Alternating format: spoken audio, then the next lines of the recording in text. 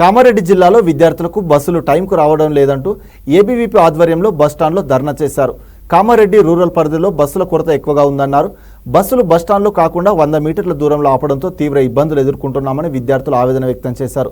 అనంతరం బస్టాండ్ నుంచి కామారెడ్డి డిపో వరకు పాదయాత్రగా వెళ్లి అధికారులకు వినతి పత్రం అందజేశారు. ఈ సందర్భంగా ఏబీవీపీ జిల్లా అధ్యక్షుడు రోహిత్ మాట్లాడుతూ డిపో మేనేజర్ అందుబాటులో లేకపోవడంతో వారు ఫోన్లో మాట్లాడడం జరిగిందని తెలిపారు. ఒక స్పెషల్ ఆఫీసర్ను పంపించి విద్యార్థుల కోసం ప్రత్యేకంగా బస్సు వేస్తానని హామీ ఇచ్చారన్నారు.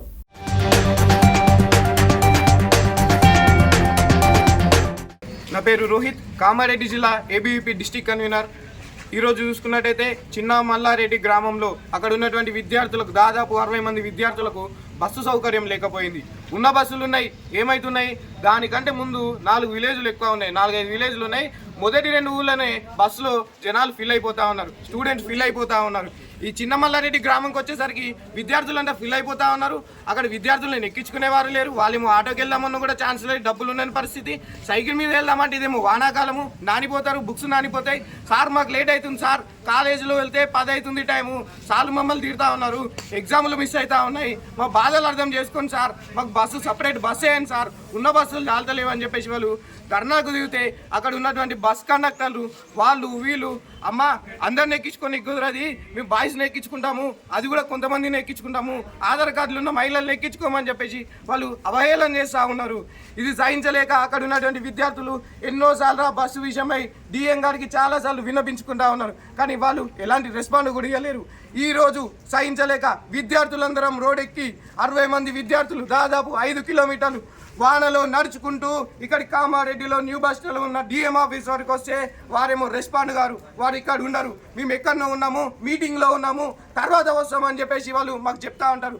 వానలో వచ్చిన విద్యార్థులకు అరే మా కోసమే కదా బస్సులు పెట్టింది, మా చదువుల కోసమే కదా బస్సులు పెట్టింది, మేము చదువుకోవాలా లేదా, రోజు ధర్నాలే చేయాలా, విద్యార్థుల ఇబ్బందులు మీరు పట్టించుకోరా, ఇమీడియట్గా మేము చెప్తా ఉన్నాము. చిన్న మల్లారెడ్డి గ్రామానికి వెంటనే సపరేట్ బస్సు వేయండి, అక్కడ ఉన్న విద్యార్థుల సమస్యలు పట్టించుకోండి.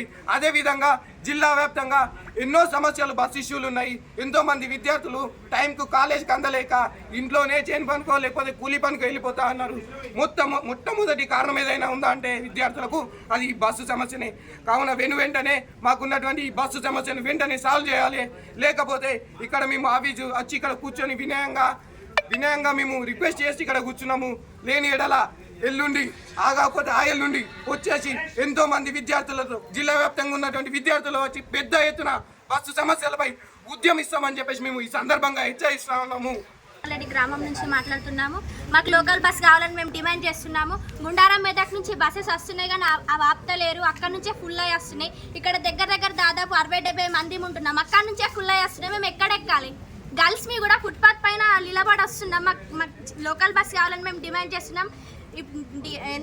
మేడంకి కాల్ చేస్తేనేమో కలెక్టర్ ఆఫీస్లో మాకు మీటింగ్ ఉందని వాళ్ళు రెస్పాండ్ అయితే లేరు. మేడం వచ్చేదాకా మేము ఇక్కడనే కూర్చుంటాం, మాకు బస్ వచ్చేదాకా మేము ఇక్కడనే ఉంటాం. మొన్న ఒక రోజు ఒక అమ్మాయి, మా స్టూడెంట్స్ మేము 2-3 అక్కడ నిలబడ్డాం, బాయ్స్ కూడా నిలబడ్డారు. మేము నిలబడితేనేమో మీరు ఆగండి అమ్మ, మీరు ఆధార్ కార్డు మాకు మిషన్ పనిచేస్తలేరు, మీరు ఆగండి, మేము అబ్బాయిలు ఎక్కించుకుంటాం, వాళ్ళకి బస్ పాస్ ఉంటుందని వాళ్ళని ఎక్కించుకొని వెళ్ళిపోయారు. ఇది ఎంతవరకు న్యాయం చెప్పండి?